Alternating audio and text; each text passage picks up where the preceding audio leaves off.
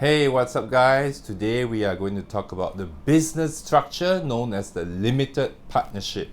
What is a limited partnership? A limited partnership is a partnership governed under the Limited Partnerships Act. Okay, it consists of a minimum of two partners, with one being a general partner and one limited partner. This structure is commonly used for investment funds or for businesses where there are many sleeping partners who do not take part in the management of the business.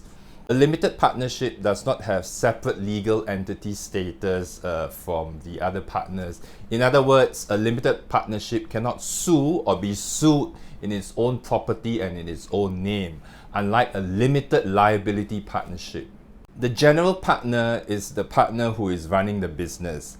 An individual or a company may be a general partner or a limited partner of a limited partnership.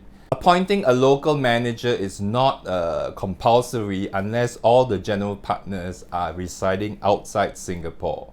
In most cases, the general partner is a $2 company. Why?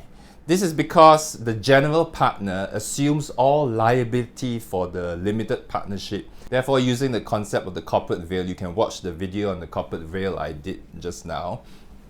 The general partner has limited liability. So if the limited partnership gets sued, they would sue the general partner.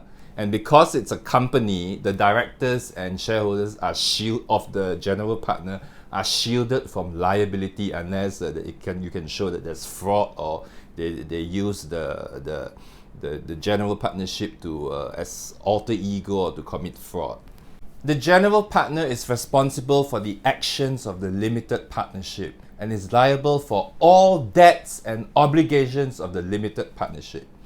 A limited partner, on the other hand, is not liable for the debts and obligations of the limited partnership beyond his agreed contribution, provided that he does not take part in the management of the business. So, as I mentioned earlier, this structure is used when there are several silent partners or sleeping partners where they do not take part in the management of the limited partnership and they do not have the power to bind the limited partnership contractually with third parties. It is very important to note that limited partners who take part in the management of the business of the limited partnership will become liable for the debts and obligation of the limited partnership incurred during the time when they do take part in the management, and they will be treated as though they were general partners. Next, I'm going to talk about taxation of limited partnerships. Because limited partnerships are treated as a traditional partnership instead of a separate legal entity, this means that a limited partnership will not be liable to tax at the entity level. Rather, similar to a traditional partnership, each partner of the limited partnership will be taxed on his or her share of the income on the personal level. A traditional partnership can be converted to a limited partnership where one or more, but not necessarily all, of its partners register themselves as limited partners.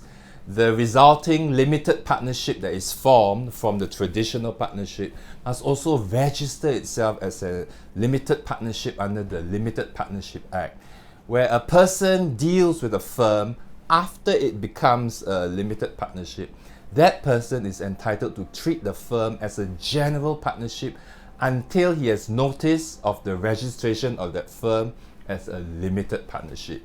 He is also entitled to treat any person who was a partner of the firm, the traditional partnership, as a general partner of the limited partnership until he has notice of the registration of that person as a limited partner. So thanks for watching this video on limited partnerships.